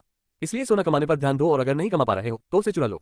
एक बार आपके पास शक्ति आ गई तो कोई भी आपकी चोरी के लिए निंदा नहीं करेगा और आपसे डरेगा। यूजिन ने सिर हिलाया, उसकी आंखें उत्साह से चमक रही थी और उसने मन ही मन सोचा, हाँ, इस खजाने से मैं आखिरकार अपना बदला ले सकता हूँ। मैं उन सभी को दिखा दूंगा जो मुझे नीची नजर से देखते थे कि मैं कोई ऐसा व्यक्ति नहीं हूँ जिसे दुश्मन बनाया जा सके। उसके चेहरे पर मुस्कान आ गई और वह मन ही मन हंसने लगा तथा बदला लेने के विभिन्न तरीकों की कल्पना करने लगा। अपनी कल्पनाओं से मुक्त होकर उसने स्वर्ण चोर संत को प्रणाम किया और बुदबुदाया, वरिष्ठ, मैं आपकी बात मानूंगा। मैं वादा करता हूँ कि आपका नाम एक बार फिर प्रसिद्ध करूंगा। स्वर्ण चोर संत ने प्रशंसा में सिर हिलाया और कहा, अच्छा, मैं तुम्हें गलत नहीं समझ रहा था। अब मैं चला जाता हूँ। यह मेरी चेतना है और कुछ समय में ये लुप्त हो जाएगी। तुम ये खजाना अपने साथ ले जा सकते हो। इसे अपने खून की एक बूंद पिला दो और ये तुम्हें अपना मालिक समझ लेगा। ऐसा होते ही हंडा तुम्हारे शरीर में प्रवेश कर जाएगा और तब तक तुम्हारे अंदर ही रहेगा जब तक तुम चाहो कि वह प्रकट न हो जाए। यूजिन ने निर्देशानुसार कार्य करने से पहले समझ में सिर हिलाया। उसने अपने खून की एक बूंद हंडे में डाली जिससे वह सुनहरे लाल रंग में चमकने लगा और फिर सिकुड़ गया। फिर वह यूजिन के शरीर में समा गया और आंखों से ओझल हो गया। यूजिन ने मुस्कुराते हुए गोल्डन चोर के प्रति आभार व्यक्त किया, धन्यवाद सीनियर, मैं आपको निराश नहीं करूंगा। स्वर्ण चोर की चेतना ने सिर हिलाया और धीरे धीरे लुप्त होती गई और उसने बताया, ये स्थान कुछ समय में ढह जाएगा, इसलिए अब यहाँ से चले जाओ। तुम्हें संदूक के नीचे एक भूमिगत सुरंग मिल जाएगी। वह सुरंग तुम्हें बाहर ले जाएगी। यूजिन ने जल्दी से संदूक उठाने से पहले सिर हिलाया। जैसे ही उसे एक सुरंग दिखाई दी, उसने संदूक को एक तरफ रख दिया। उन्होंने आखिरी बार झुककर सम्मान व्यक्त किया और कहा, मैं अब चला जाऊंगा सीनियर। बूढ़े आदमी ने जवाब में उसे जाने का इशारा किया। सुरंग में प्रवेश करने से पहले यूजिन ने सिर हिलाया। सुरंग शुरू में तंग थी, लेकिन कुछ ही दूरी पर यह इतनी खुली हो गई कि एक गाड़ी उसमें से गुजर सकती थी। यूजन ने बाहर निकलने का रास्ता ढूंढने से पहले सुरंग को पार किया। वह सुरंग से बाहर निकलकर जमीन पर वापस आ गया। फिर उन्होंने जुड़वा कमल की खोज की और उन्हें इकट्ठा किया तथा एक विस्तृत प्रसन्न मुस्कान के साथ संप्रदाय में लौटाए। अध्याय 18 नए कौशल। फीनिक्स पंथ संप्रदाय वह सुंदर शिष्य कौन है? फीनिक्स पंथ संप्रदाय की एक महिला शिष्या ने पूछा जब उसकी नजर एशियन पर पड़ी जो कौशल मंडप की ओर जा रहा था। उसके साथी ने उत्तर दिया, हाँ ठीक है, जब उसने अपनी आत्मा जागृत की थी तब तुम वहां नहीं थे। वह संप्रदाय के नेता का नया शिष्य है और उसने एक 8 सितारा आत्मा जागृत की है। महिला शिष्या की आंखें चौड़ी हो गई जब उसने पूछा, सचमुच एक 8 सितारा आत्मा? क्या इसका मतलब यह नहीं है कि वह 10 संप्रदायों में सबसे महान प्रतिभाशाली है? उसके साथी ने सहमति में सिर हिलाया। वास्तव में जब वे एशन के बारे में चर्चा कर रहे थे तो उन्होंने कौशल मंडप में प्रवेश किया। जैसे ही वह अंदर दाखिल हुआ उसका स्वागत एक मेज के पीछे बैठे एक बूढ़े व्यक्ति और ऊपर की ओर जाती सीढ़ियों वाले एक विशाल हॉल के दृश्य से हुआ। वह मेज के पास आया और अपना टोकन दिखाते हुए बोला, मैं अपने लिए कुछ कौशल चुनना चाहता हूँ। बुजुर्ग ने अपने टोकन को भरी नजरों से देखा, लेकिन जैसे ही उसकी नजर उस पर पड़ी उसके चेहरे पर एक आश्चर्य का भाव उभर आया और उसने पूछा, क्या आप एक मुख्य शिष्य हैं? मैंने आपको पहले क्यों नहीं देखा? एशन ने कारण बताने से पहले मुस्कुराते हुए सिर हिलाया। ऐसा इसलिए है क्योंकि मैं अभी अभी संप्रदाय में शामिल हुआ हूँ। बुजुर्ग की आंखें चौड़ी हो गई और उन्होंने पूछा, क्या आप वही शिष्य हैं जिसने उन घटनाओं को जन्म दिया और जिसके लिए संप्रदाय के नेताओं ने लड़ाई लड़ी? एशन ने उत्तर में फिर से एक बड़ी मुस्कान के साथ सिर हिलाया। बुजुर्ग को पहले से ही एशियन के बारे में सूचित किया गया था, हालांकि उन्हें बताया गया था कि एशियन कुछ समय के लिए आराम करेगा, इसलिए उन्होंने उम्मीद नहीं की थी कि वह इतनी जल्दी कौशल मंडप का दौरा करेगा। बुजुर्ग ने मुस्कुराते हुए जवाब दिया, ठीक है, आप अपनी पसंद का कोई भी हुनर चुन सकते हैं, लेकिन जाने से पहले मुझे उसे जरूर दिखाएं। मुझे देखना होगा कि वह आपको सूट करता है या नहीं। एशन ने मुस्कुराते हुए सहमति में उत्तर दिया और थोड़ा झुककर कहा, मैं समझता हूँ। एल्डर ने मुस्कुराते हुए एशन को आगे बढ़ने का इशारा किया। एशन मंडप के अंदर चले गए, पहले हॉल की जांच की, कई कौशल पुस्तकों पर नजर डाली। एल्डर ने प्रत्येक मंजिल पर कौशल के स्तर के बारे में उससे जानकारी छिपाई। ऐसा एशन को अति आत्मविश्वासी बनने से रोकने और सीधे उच्चतम स्तर का कौशल हासिल करने का प्रयास करने से रोकने के लिए किया गया था। चूंकि मंडप से किसी भी कौशल का चयन करने की अनुमति देने का वादा पहले ही किया जा चुका था, इसलिए वे उसे किसी भी कौशल से वंचित नहीं कर सकते थे। उन्होंने ये भी सोचा कि एशन को यह बताया जाए कि उच्च स्तरीय कौशल उसके लिए उपयुक्त नहीं है। हालांकि वे इस बात से अनजान थे कि एशन के पास एक प्रणाली थी जो उसकी मदद कर रही थी। एशन ने उनके बारे में जानकारी हासिल करने के लिए सिस्टम को हर कौशल दिखाया। डिंग होस्ट, ऐसा लगता है कि उच्च स्तर के कौशल ऊपरी मंजिलों पर है। यहाँ केवल निम्न पृथ्वी स्तर के कौशल है। कौशल को विभिन्न श्रेणियों में विभाजित किया गया है। पृथ्वी का स्वर्ग सिंथम ग्रेडों को आगे 3 स्तरों में विभाजित किया गया। निम्न स्तर, मध्यवर्ती स्तर, उच्च स्तर कौशल को एक मिथक माना जाता था क्योंकि ऐसा कोई साधक नहीं था जिसके पास ये कौशल हो। इनका उल्लेख केवल अभिलेखों में ही मिलता है। संत श्रेणी के कौशल को महान माना जाता था और केवल साम्राज्यों के खजाने में ही इनमें से एक कौशल होता था। इन्हें साम्राज्य का खजाना माना जाता था। स्वर्गीय कौशल वे थे जो साधकों के अभ्यास के लिए उपलब्ध थे, हालांकि वे सामान्य लोगों के लिए दुर्लभ और बहुत महंगे भी थे। इन कौशलों को संप्रदाय का खजाना माना जाता था। आकाश और पृथ्वी स्तर के कौशल का अभ्यास ज्यादातर आम साधकों द्वारा किया जाता था। एशन दूसरी मंजिल पर चले गए और यहाँ रखे कौशलों का निरीक्षण किया, हालांकि ये भी पृथ्वी स्तर के मध्यवर्ती और उच्च स्तर के कौशल थे। एक मुख्य शिष्य के रूप में उन्हें कम से कम आकाश स्तर के कौशल हासिल करने चाहिए, इसलिए इन निम्न स्तर के कौशलों को अस्वीकार करते हुए वह अगली मंजिल पर गए और वहां रखे कौशलों को देखा। ये आकाश स्तर के निम्न और मध्यवर्ती स्तर के कौशल थे। उन्होंने उन्हें भी अस्वीकार कर दिया। अगली मंजिल पर कौशल आकाश श्रेणी के उच्च स्तरीय और स्वर्ग श्रेणी के निम्न स्तरीय थे। ज्यादातर आकाश श्रेणी के थे और केवल 5 स्वर्ग श्रेणी के निम्न स्तरीय कौशल थे। उन्होंने कौशलों पर सरसरी निगाह डाली और कुछ ऐसे कौशलों का चयन किया जो उन्हें उपयोगी लगे। Less than phoenix flame fist, greater than एक मार्शल आर्ट तकनीक जो फीनिक्स के सार को प्रसारित करती है, जिससे अभ्यासकर्ता अपनी मुट्ठियों को झुलसती आग में लपेट सकते हैं, जिससे उनके मुक्कों की शक्ति और गति बढ़ जाती है। पहले तो वह फीनिक्स ओरिजिन फिस्ट और फीनिक्स फ्लेम फिस्ट के बीच उलझन में था। दोनों एक दूसरे के लगभग समान थे, हालांकि उन्होंने फीनिक्स फ्लेम फिस्ट के साथ जाने का फैसला किया क्योंकि यह स्वर्ग ग्रेड था, जबकि दूसरा आकाश ग्रेड उच्च स्तरीय कौशल था। लेस देन धधकते पंथ तकनीक, ग्रेटर देन ये कौशल साधकों को अग्नि के आकाशीय पंथ प्रकट करने में सक्षम बनाता है, जिससे युद्ध के दौरान उनकी चपलता और हवाई गतिशीलता बढ़ जाती है। यह अपने पीछे आग की लपटें भी छोड़ता है जो बहुत पास आने वाले शत्रुओं को झुलसा देती है। यह भी एक निम्न स्तर का स्वर्ग ग्रेड कौशल था जो गति में मदद करता था। लेस देन फीनिक्स पुनर्जन्म रूप, ग्रेटर देन एक रक्षात्मक तकनीक जो फीनिक्स की राख से उठने की क्षमता की नकल करती है। सक्रिय होने पर अभ्यासकर्ता ज्वाला की एक सुरक्षात्मक आभा में आ जाते हैं, जिससे क्षति कम होती है और हमलों के प्रति उनकी प्रतिरोधक क्षमता बढ़ती है। उन्होंने इन 3 कौशलों को चुना जिनमें बुनियादी युद्ध के सभी 3 पहलू शामिल थे। हालांकि अब तक उन्होंने अपने कौशल का चयन कर लिया था, फिर भी उन्होंने मंडप की अंतिम मंजिल का पता लगाने का निर्णय लिया। वह सीढ़ियों की ओर बढ़ा और अगली मंजिल पर चढ़ गया। इस मंजिल पर 5 कौशल पुस्तकें थीं। सिस्टम द्वारा सूचित किए जाने पर एशियन ने पुस्तकों को देखा। डिंग होस्ट, ये कौशल मध्यवर्ती स्वर्ग ग्रेड कौशल है, हालांकि वे सभी अपूर्ण हैं। ये सुनकर एशियन केवल इतना ही पूछ सका, क्या आप इसके बारे में कुछ कर सकते हैं? डिंग होस्ट, इस सिस्टम से सिर्फ आपके हाथ का हुनर ही सीखा जा सकता है, बाकी सारे हुनर तो आधे भी पूरे नहीं है। एशियन ने उसके हाथ में कौशल को देखने से पहले समझ में सिर हिलाया। Less than yin finger blossom beam, greater than yin finger blossom beam एक तकनीक है जो यिन ऊर्जा हेरफेर और केंद्रित प्रक्षेपण के सिद्धांतों से ली गई है। यिन फिंगर ब्लॉसम बीम को क्रियान्वित करने के लिए अभ्यासकर्ता अपनी यिन ऊर्जा को अपनी उंगलियों में प्रवाहित और केंद्रित करता है तथा उसे एक केंद्रित किरण या शीतल अंधकार की किरण में संघनित करता है। इस किरण को अक्सर ठंडी, भेदने वाली और अपने लक्ष्य की गर्मी और जीवन शक्ति को सोख लेने वाली बताया जाता है। यह अपने पीछे आड़ू के फूलों की पंखुड़ियों का एक निशान छोड़ जाती है। इस तकनीक का उपयोग करने के लिए साधक को यिन ऊर्जा की आवश्यकता होती है, जिसे कई महिला साधिकाओं से एकत्रित किया जा सकता है। अधिक यिन ऊर्जा के लिए आदिम यिन लेना सर्वोत्तम होगा। अद्भुत, एशन ने प्रसन्नतापूर्वक कहा, एक महान कौशल पाने पर प्रसन्नतापूर्वक। कौन ऐसा होगा जो अपनी उंगलियों के इशारे से ही लोगों को मारना नहीं चाहेगा? इन 4 कौशलों को एकत्रित करके वह वहां से चला गया और बुजुर्ग के सामने खड़ा हो गया ताकि वह इन कौशलों का निरीक्षण कर सके। बुजुर्ग ने कौशल का विश्लेषण करने से पहले ही उसे प्राप्त कर लिया। जब उसने कौशल देखा तो उसकी आंखें चौड़ी हो गईं। सभी कौशल स्वर्ग स्तर के थे। वह एशियन की ओर मुड़ा और मुस्कुराते हुए पूछा, शिष्य एशियन, कौशल चुनने में इतना लालच क्यों करते हो? तुम पहले एक कौशल क्यों नहीं लेते और बाकी कौशल सीखने से पहले उसे क्यों नहीं सीख लेते? हालांकि एशियन को इस बात पर यकीन नहीं हुआ। उसने सिर हिलाकर मना कर दिया और सख्ती से बोला, बड़े साहब, मुझसे वादा किया गया था कि मैं अपनी इच्छा अनुसार कोई भी हुनर सीख सकता हूँ। क्या आप अपने वादे से मुकरना चाहते हैं? एल्डर ने आखिरी बार कोशिश करते हुए अपना सिर हिलाया। नहीं नहीं शिष्य एशियन, मैं तो बस तुम्हारे लिए कह रहा था। तुम चाहो तो उन्हें ले जा सकते हो। फिर उन्होंने उसे चौथी किताब दिखाते हुए पूछा, तुम ये किताब क्यों नहीं छोड़ देते? यह एक अधूरा कौशल है, तुम इसे वैसे भी नहीं सीख पाओगे। हालांकि एशन ने अपना सिर हिलाया क्योंकि उसकी आवाज ठंडी हो गई थी। मैं अपनी चुनी हुई हर किताब ले लूंगा, मेरी विनती है कि हस्तक्षेप करने की कोशिश न करें। हालांकि उसने सिर झुकाया, उसकी आवाज ठंडी और धमकी भरी थी। बुजुर्ग ने किताबें लौटाते हुए सिर हिलाया। वह भी ऐशन को संप्रदाय से घृणा करने पर मजबूर नहीं कर सकता था। वह एक ऐसा प्रतिभाशाली व्यक्ति था जो जीवन में कभी बार ही मिलता था और संप्रदाय की रैंकिंग में सुधार की आशा था।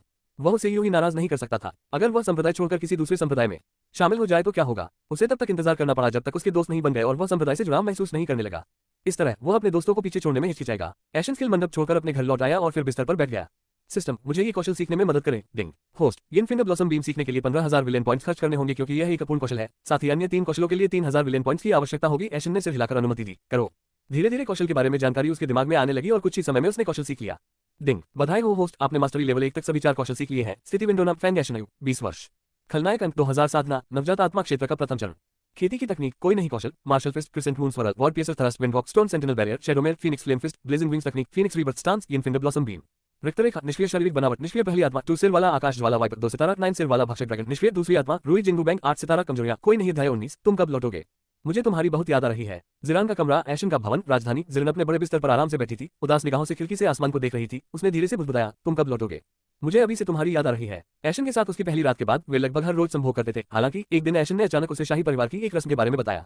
उन्होंने कहा, शाही परिवार में एक रस्म होती है जिसमें जोड़े को अपने प्यार को साबित करने के लिए लंबे समय तक अलग रहना पड़ता है। इसलिए मुझे जाना होगा, लेकिन चिंता मत करो, मैं जल्द ही वापस आऊंगा। जाने से पहले उसने उससे कहा कि वह 1 महीने बाद गांव वालों के लिए आत्मा जागरण समारोह का आयोजन कर सकती है। वह मान गई क्योंकि ज्यादा समय नहीं था। जिरन उस समय उसे जाने दे सकती थी। ये सोचकर कि उससे अलग रहना इतना मुश्किल नहीं होगा, वह इतना सहन कर सकती है। हालांकि वह अपने शरीर द्वारा गलत साबित हुई। थोड़ी देर बाद उसका शरीर ऐशन के लिए तरसने लगा। ऐशन के एक विचार से वह गीली हो जाती, फिर से आनंद का अनुभव करने के लिए तैयार हो जाती। हालांकि ऐशन यहाँ नहीं था। अब उसे एहसास हुआ कि उसके बिना जीना कितना मुश्किल था। दस्तक दस्तक जैसे ही वह ऐशन के लिए तरस रही थी, दरवाजे पर दस्तक उसके कानों तक पहुंची। उसने अपनी नजर दरवाजे की ओर घुमाई और फिर ऊंची आवाज में बुदबुदाते हुए बाहर से आए व्यक्ति को अंदर आने दिया। अंदर आ जाओ। दरवाजा थोड़ा सा खुला और एक नौकरानी अंदर आई। उसने आदरपूर्वक झुककर बताया, मैडम जिरान, बाहर एक छोटी लड़की है जो आपसे मिलना चाहती है। वह कहती है कि वह आपको जानती है और आपके गांव की है। ये जानकारी सुनकर जिरान की आंखें आश्चर्य और खुशी से चौड़ी हो गई और उसने जल्दी से आदेश दिया, जाओ और उसे मेरे पास लाओ, जल्दी से। वह ये सुनकर खुश हुई कि उसके गांव से कोई उससे मिलने आया है। अब उसे ऐशन की याद में बोरियत महसूस नहीं होगी। थोड़ी देर बाद नौकरानी एक छोटी लड़की के साथ लौटी जो गंदगी से सनी हुई थी और फटे कपड़े पहने हुए थी। उसकी आंखों में आंसू थे, हालांकि ऐसा लग रहा था जैसे वह रोने से बचने की पूरी कोशिश कर रही थी। जिरान की नजर इस छोटी बच्ची पर पड़ी और वह खुशी से चिल्ला उठी, हुआएं। ये लड़की जिरान की छोटी बहन जैसी थी और वह उसे बहुत प्यार करती थी। वह भी सिर्फ 10 साल की थी और उसके गाल गोल में थे। शीरन अपने बिस्तर से उठकर उसकी ओर दौड़ी और उसे अपनी बाहों में ले लिया। उसे न तो बच्ची पर लगे मैल की परवाह थी और न ही उसके पहने हुए कपड़ों की। एक गर्मजोशी भरी मुस्कान के साथ उसने उसे गले लगा लिया। हालांकि जल्द ही उसके चेहरे पर एक उलझन भरी अभिव्यक्ति उभर आए और उसने पूछा, हुआएं, तुम अकेली कैसे हो? क्या कोई तुम्हारे साथ यहाँ नहीं आया है? जैसे ही यह प्रश्न छोटी लड़की के कानों तक पहुंचा, वह फूट फूट कर रोने लगी। जिरन ने हैरानी से कहा कि वह इस तरह क्यों रो रही है? हुआएं एक खुशमिजाज लड़की थी जिसे उसने कभी रोते नहीं देखा था। फिर ऐसा क्या हुआ कि वह इस तरह रो पड़ी? शीरन ने आंखों से नौकरानी को जाने का इशारा किया और फिर हुआएं को अपने बिस्तर पर ले गई। उसने उसे अपनी गोद में बिठा लिया। नौकरानी ने कमरे का दरवाजा बंद करने से पहले सिर हिलाया। हुआएं ने एक पल के लिए भी रोना बंद नहीं किया। जिरन ने ये देखा, चिंतित भाव से उससे पूछा, हुआएं, मुझे बताओ तुम क्यों रो रही हो? क्या तुम एक मजबूत लड़की नहीं हो? हुआएं ने उसकी ओर देखा जब वह अपने छोटे से मुंह से कुछ कहने का प्रयास कर रही थी, हालांकि भावनाओं से उसका गला भराया था। जिरन ने यह देखा तो उसकी पीठ और बालों को सहलाया और उसे शांत करने का प्रयास किया। हालांकि इसमें कुछ समय लगा, लेकिन जल्द ही उसकी धार रोने में बदल गई क्योंकि उसने कांपती आवाज में उसे बताया, बड़ी बहन जिरान, रोना हमारा गांव, रोना। वह आगे कुछ नहीं बोल सकी और एक बार फिर फूट फूट कर रोने लगी और अपना सिर शीरन की छाती से टकराने लगी। शीरन समझ गई कि उसे इस तरह का सवाल पूछना व्यर्थ होगा, इसलिए उसने उसे दिल खोलकर रोने दिया। हुआएं बहुत देर तक रोती रही, फिर शांत हुई। जिरान की आंखें चमक उठी जब उसने एक बार फिर उससे नर्म और चिंतित स्वर में पूछा, हुआएं, मुझे बताओ क्या हुआ? तुम ऐसे क्यों रो रही थी? हुआएं, जिसके आंसू सूख चुके थे, ने उदास चेहरा बनाते हुए दुखी स्वर में उत्तर दिया, बड़ी बहन जिरान, हमारे गांव को डाकुओं ने तबाह कर दिया और सभी गांव वाले मारे गए। सिर्फ मैं ही बच पाए। क्या? जिरान ने आश्चर्य से चिल्लाते हुए कहा और उसकी आंखें चौड़ी हो गई। उसकी आवाज कांप उठी जब उसने पुष्टि के लिए फिर पूछा, क्या हमारा गांव नष्ट हो गया? क्या गांव वाले मारे गए? हुआएं ने सिर हिलाया। उसके बाद उसकी आंखों से आंसू बहने लगे।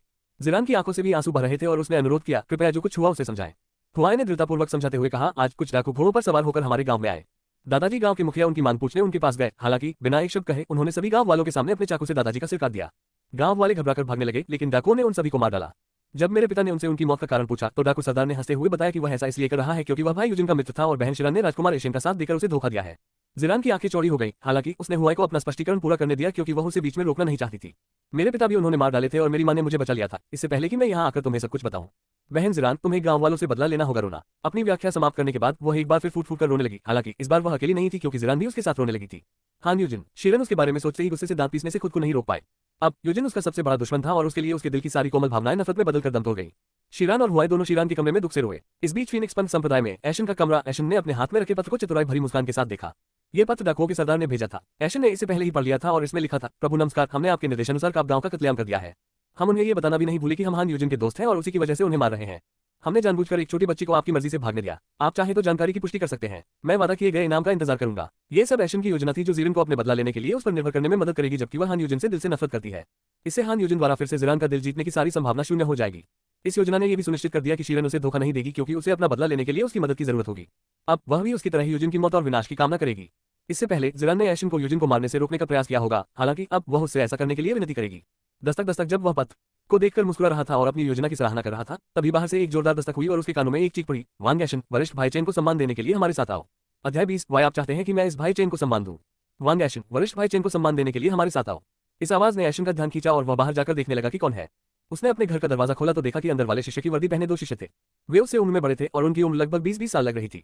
एक लंबा दुबला पतला आदमी था जिसके लंबे भूरे बाल और भूरी आंखें थीं, जबकि दूसरा गोलमेटोल नाता काले बालों वाला आदमी था। वे गर्व से हाथ जोड़े सीधे खड़े होकर एशन को घूर रहे थे। एशन ने उन्हें न पहचानते हुए विनम्रतापूर्वक पूछा, क्या मैं जान सकता हूं कि आप दोनों साथी शिष्य कौन हैं? उसके प्रश्न के उत्तर में वह लंबा आदमी आगे बढ़ा और उसने ऊंची और गर्व भरी आवाज में अपना और अपने साथी का परिचय दिया। मेरा नाम रेनली है और वह मोक्यूई है। हम दोनों आंतरिक शिष्य हैं जो संप्रदाय रैंकिंग में शीर्ष 50 में है और नवजात आत्मा क्षेत्र साधक हैं। एशन ने उनका परिचय सुनते हुए सिर हिलाया। रेनली की बात समाप्त होने के बाद एशियन ने अपनी भौहें उठाई। हाथ जोड़कर खड़े होकर उन्होंने स्पष्ट लेकिन विनम्र स्वर में पूछा, और आप दोनों सम्मानित शिष्य यहाँ क्यों हैं? वह उनके आने का मकसद समझ नहीं पाया। उसे संप्रदाय में शामिल हुए ज्यादा समय नहीं हुआ था और उसने किसी से बातचीत भी नहीं की थी, इसलिए उसे समझ नहीं आ रहा था कि ये आंतरिक शिष्य उसे क्यों ढूंढ रहे हैं।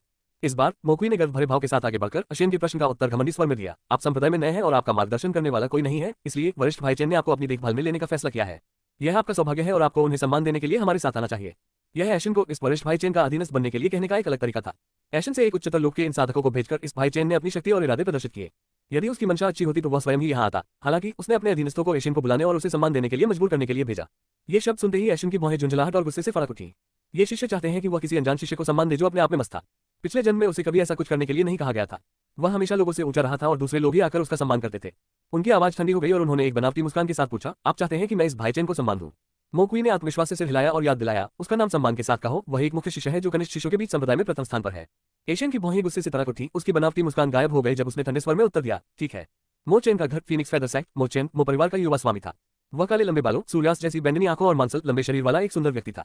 उसने अपने माथे पर एक सफेद पट्टी बांधी थी जो उसके लंबे बालों के नीचे सरक रही थी। उसके बाल एक चोटी में बंधे थे। मो परिवार साम्राज्य के दक्षिणी क्षेत्र में एक शीर्ष परिवार है जिसका बहुत प्रभाव है, जिसमें कई शक्तिशाली साधक हैं, जिनमें मोचेन के दादा राजा क्षेत्र साधक के रूप में परिवार का नेतृत्व करते हैं। मो परिवार बी परिवार का प्रत्यक्ष प्रतिद्वंद्वी था, हालांकि ताकत के मामले में अधिक मजबूत था लेकिन पैसे के मामले में पिछड़ गया। मो चेन को भी वेली पसंद थी और वह बी परिवार पर कुछ नियंत्रण पाने के लिए उससे शादी करना चाहता था। अभी वे अपने भव्य भवन के दालान में एक आरामदायक कुर्सी पर बैठे थे। उनके दोनों ओर कुर्सियों की कतारें लगी थी जिन पर अनेक शिष्य बैठे उनकी स्तुति कर रहे थे। ये सभी उनके अधीनस्थ थे जो या तो उनसे या उनके परिवार से डरते थे। इनमें से ज्यादातर आंतरिक शिष्य थे जबकि कुछ मूल शिष्य थे। उनकी कुर्सी के अगल बगल 2 कुर्सियां थी जिन पर 2 खूबसूरत महिलाएं बैठी थीं। वे दोनों ही मो चेन की मुख्य शिष्या थी, लेकिन उनके परिवार के प्रभाव के कारण उनके साथ रहती थी। किसी भी परिवार के समर्थन के बिना वे केवल उसकी आज्ञाओं को सुन सकते थे। हालांकि वे उसके गंदे हाथों से सुरक्षित थे, क्योंकि यदि मो चेन ने सीमा पार करने का प्रयास किया तो संप्रदाय उनकी रक्षा करेगा। मो चेन को वे दोनों सुंदर लगी और उसने उन्हें अपने साथ चलने के लिए मजबूर करने का फैसला किया, इस उम्मीद में कि कुछ समय साथ बिताने के बाद वे उससे प्यार करने लगेंगी। हाँ, वरिष्ठ भाई चेन, उस नए शिष्य को आपके प्रति सम्मान प्रकट करने के लिए बुलाना एक अच्छा निर्णय था। मैंने सुना है कि वह एक छोटे से गांव से है और उसका समर्थन करने वाला कोई नहीं है। एक आंतरिक शिष्य जोर से हंसा और मो चेन की उसके निर्णय के लिए प्रशंसा की। उनकी प्रशंसा देखकर उनके सामने बैठे एक और आंतरिक शिष्य ने भी कहा, हाँ वरिष्ठ भाई चेन, अब उन्हें अपना अधीनस्थ बनाने का सही समय है। अपनी आक्षितारा आत्मा के साथ वह बहुत जल्दी शक्तिशाली हो जाएंगे, फिर उन्हें नियंत्रित करना असंभव होगा। आपकी बुद्धिमत्ता मुझे सचमुच चकित करती है। वहां मौजूद सभी लोगों ने उसकी तर्क पर मुस्कुराते हुए सिर हिलाया। उनके नजरिए से एशन एक प्रतिभाशाली नई शामिल हुई शिष्या थी जिसका संप्रदाय प्रमुख के अलावा कोई और मजबूत समर्थन नहीं था। फिर भी जब तक एशन अनुरोध न करे वह हस्तक्षेप नहीं करेगी। एशन ने कोई कौशल नहीं सीखा था और वह एक नया साधक था, इसलिए उसे नियंत्रित करना और दबाना आसान लक्ष्य था। एक अन्य अधीनस्थ जो पीछे नहीं रहना चाहता था ने ऊंची आवाज में प्रशंसा की, वरिष्ठ भाई चेन, रेनली और मोकुई को भेजना एक अच्छा विचार था। उनकी रैंकिंग शीर्ष 50 में है और वे नवजात आत्मा क्षेत्र के मजबूत साधक हैं। वे वांग एशन को आसानी से यहाँ खींच लाएंगे, भले ही उसने आपके विनम्र प्रस्ताव को अस्वीकार कर दिया हो। मो चेन ने मुस्कुराते हुए उनकी प्रशंसा की और अपनी आंखों के कोने से सुंदरियों को देखते हुए उनकी बातें सुनी, हालांकि उनके चेहरे पर एक अविचल भाव था। मो चेन ने अपना हाथ उठाकर उन सभी शिष्यों को रोक दिया जो उसकी प्रशंसा करते हुए उसकी चापलूसी कर रहे थे। उसने अपना मुंह खोला और फिर ऊंची आवाज में शांति से बोला, आपकी प्रशंसा के लिए धन्यवाद और मुझे खुशी है कि आपको मेरा निर्णय सही लगा। मैंने सुना है कि इस वांग एशन की आत्मा ने दर्शन और अद्भुत घटनाओं को जन्म दिया है, इसलिए मैं उसे अपने अधीन रखना चाहता था। केवल मैं, मो चेन, ही इस योग्य हूं कि ऐसे प्रतिभाशाली लोग मेरी सेवा करें। हालांकि जल्द ही उनका शांत स्वभाव टूट गया और उन्होंने कुछ अप्रिय यादें याद करके गुस्से में अपने दांत पीस लिए। गुस्से से भरी आवाज और भींची हुई मुट्ठी के साथ उसने बुदबुदाया, मुझे बस उम्मीद है कि वह उस आन यूजिन की तरह भाग्यशाली नहीं होगा। मैं उस कमीने को मार डालूंगा अगर वह कुतिया भी शीवी न होती। वह अपनी बहन जैसी क्यों नहीं हो सकती। उसने हान यूजिन के साथ भी यही कोशिश की थी। हालांकि जब उसका अधीनस्थ उसे मो चेन के पास ले जा रहा था तो भी शियू भी वेली के साथ प्रकट हुआ और उसे बचा लिया। शियू ने मो चेन को यूजिन को छूने से भी मना किया। उसकी वजह से ही वह यूजिन को कुछ नहीं कर पाया। उसने देखा था कि कैसे यूजिन भी वेली के साथ छेड़खानी करने की कोशिश करता था और इससे वह उसे और अधिक नफरत करने लगता था। वह वेली को पसंद करता था, लेकिन जब कोई दूसरा आदमी उसके करीब आता था तो वह कुछ नहीं कर सकता था। उसका गुस्सा देखकर उसके अधीनस्थ ने उसे शांत करने का प्रयास किया। चिंता मत करो वरिष्ठ भाई चेन, वह इतना भाग्यशाली नहीं होगा और भले ही शिव प्रकट हो, क्या वह संभवतः एक ही समय में रेनली और मोक्यूवी को हरा सकती है। वास्तव में वरिष्ठ भाई चेन, ये सिर्फ इतना था कि आपने हान यूजिन को लाने के लिए केवल एक नवजात आत्मा शिष्य को भेजा था। यही कारण था कि शिव उसे बचा सकती थी। हालांकि अब वह भी असहाय होगी। धमाका। जैसे ही इस शिष्य ने अपना वाक्य पूरा किया, एक जोरदार विस्फोट हुआ और मो चेन का घर हिलने लगा। वह क्या था? मो चेन ने आश्चर्य से आंखें चौड़ी करके पूछा और धमाका। एक और विस्फोट हुआ और जिस हॉल में वे बैठे थे उसके दरवाजे टूटकर मो चेन की ओर उड़ गए। ऐसा लग रहा था जैसे दरवाजे पर किसी गेंडे ने हमला कर दिया हो। मो चेन उछल पड़ा और सीधा खड़ा होकर अपनी ओर उड़ते दरवाजों से बचने लगा। विस्फोट की वजह से चारों तरफ धूल उड़ गई। मो चेन ने इस अराजकता का कारण जानने के लिए प्रवेश द्वार की ओर अपनी निगाहें टिका दी। कदम कदम कदम। पूरे हॉल में तेज कदमों की आवाज गूंज रही थी और सभी की निगाहें हॉल के प्रवेश द्वार की ओर थी। जल्द ही उड़ती हुई मिट्टी के अंदर एक आकृति प्रकट हुई जो प्रवेश द्वार पर खड़ी थी और अपने हाथों से दो व्यक्तियों को खींच रही थी। थोड़ी देर में गंदगी शांत हो गई और वह आदमी सामने आ गया। उसके काले बाल और लाल आंखें थीं। उसके प्रत्येक हाथ में रेनली और मोक्यूवी थे, जिनके हाथ पैर और अंगुलियों को बुरी तरह पीटा गया था तथा उन्हें ऐसे कोण पर घुमाया गया था जो असंभव लग रहा था। उनके कपड़े उनके अपने खून से सने हुए थे और वे बेहोश पड़े थे तथा उनके चेहरे पहचान में नहीं आ रहे थे। मो चेन समेत सभी लोगों की आंखें इस दृश्य को देखकर आश्चर्य से चौड़ी हो गई। कुछ शिष्यों ने इस आदमी को पहचान लिया और वे डर के मारे पीछे हट गए और डर और सदमे में बुदबुदाने लगे। भगवान दयाशन।